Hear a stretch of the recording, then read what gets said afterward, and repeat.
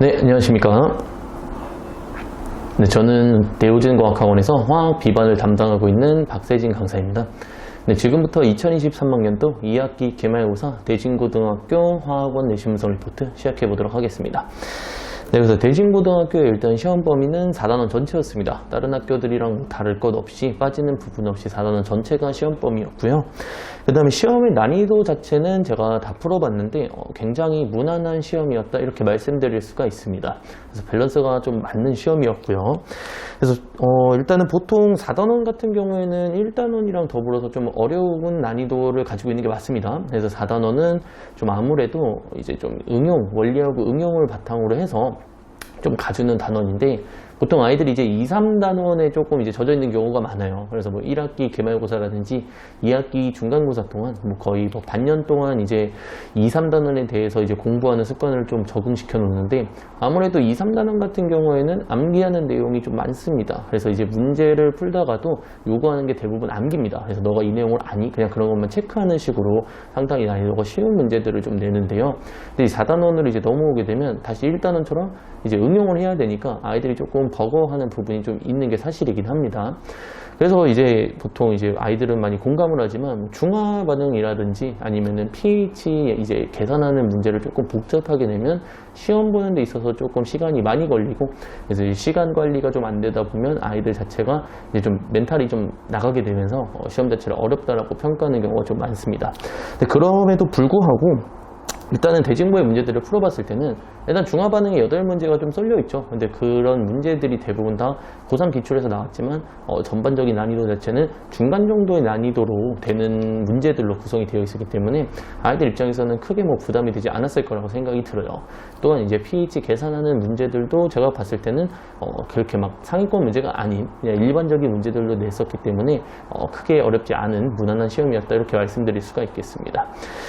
다만 이제 이번 대진고 문제들을 좀 살펴보니까요, 이제 좀 기출에서도 유명한 문제들이 있죠. 유명한 문제들이 있는데 그런 이제 유명한 문제들을 많이 사용하진 않았고요.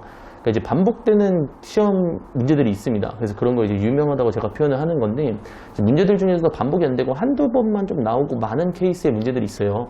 근데 대진고가 이번에 기출문제를 출제하실 때는 그런 문제들 위주로 좀 내셨습니다. 그래서 아이들 입장에서는 자기들이 이제 풀다 보면 유명한 거 위주로 좀 풀 수밖에 없는데 이제 이런 문제들을 딱 겪어봤을 때는 무슨 느낌이냐면 완전히 새로운 문제네 이러면서 당황하면서 순간 뇌가 굳는 경우가 있어요. 그래서 그런 걸 노리고 낸 시험이 아니었을까라고 일단 생각이 듭니다. 다만 이런 문제들 역시 난이도가 크게 높지는 않았습니다. 대부분 다 중간 난이도의 문제들이었고 그 다음에 이제 뭐 신유형처럼 보일지언정 저희가 이제 문제를 푸는데 기본적인 관점이 아예 달라지는 케이스는 아니었기 때문에 그래도 이제 어느 정도 기본기가 되어 있다면 문제를 푸는 데는 크게 엄청나게 어렵게 느껴지는 그런 문제들은 아니었다 이렇게 말씀드릴 수가 있겠습니다. 그래서 항상 4단원에 이제 시험 대비를 하실 때는 이제 2, 3단원 앞서 말씀드렸던 2, 3단원에 있던 이제 암기를 통해서 이제 문제를 외워버리는 그런 습관을 조금 항상 버리셔야 돼요. 그래서 저희가 뭐 아인슈타인이 아니기 때문에 모든 문제들을 다 외울 수는 없습니다. 그래서 항상 기본기를 다지는 것이 제일 중요시 된다. 이게 4단원의 특징이다 라고 생각을 해주시면 되고요.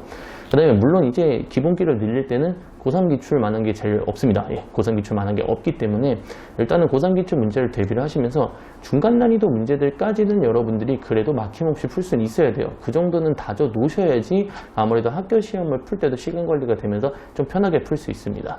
다만 이제 제가 말씀드리는 건 뭐 고3 기출 당연히 중간 난이도까지 막힘없이 푼다는 건 당연히 그만큼의 엄청난 뭐 반복과 노력이 있었겠죠. 다만 이제 문제를 풀 때는 여러분들이 한번 풀었던 걸 다시 볼 때 내가 왜 여기서 이런 식으로 접근했지라는 의문을 가지면서 문제를 푸셔야 돼요. 그래야지 본인이 내가 이런 이유의 근거에 의해서 이런 식으로 문제를 풀었었구나. 그거를 이해하셔야지만 여러분들이 다음 난이도의 문제로 넘어갈 때 훨씬 더 손쉽게 접근할 수가 있게 됩니다. 그래서 본인들만의 근거를 만들어 놓고 그런 것들을 정리를 하셔야지 중간 난이도의 문제를 섭렵할 수 있다. 그렇게 말씀을 드릴 수가 있고요. 그 다음에 물론 이제 제가 말씀드리는 거지만 최상위권 문제들을 이제 포기하는 경우가 가끔 있습니다. 근데 이제 완전히 뭐 바닥이 아닌 이상은 최상위권을 포기할 이유는 전혀 없고요. 최상위권 문제도 조금씩 준비를 해주시면 되세요. 다만 이제 제가 말씀드리는 건 최상위권 문제를 무슨 막 하루 10문제씩 풀고 막 이렇게 준비하라는 건 아닙니다. 그것까지는 아닌데 일단 최소한 두세 문제씩은 그래도 꾸준히 푸시면 됩니다. 한 문제 풀 때 시간이 워낙 오래 걸리기 때문에 두세 문제 푸는 것도 적게 푸는 게 결코 아닙니다. 최상위권 문제들 기준으로 했을 때요.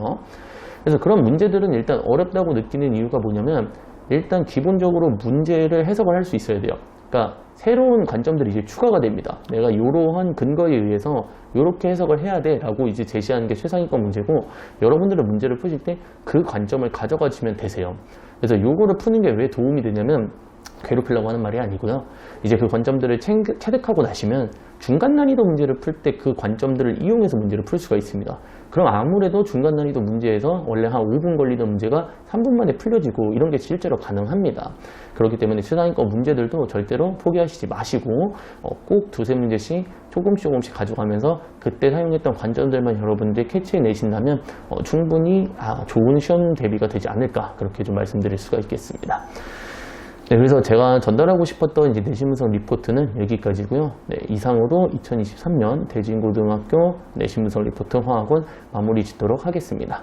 네, 지금까지 영상 시청해 주셔서 감사합니다.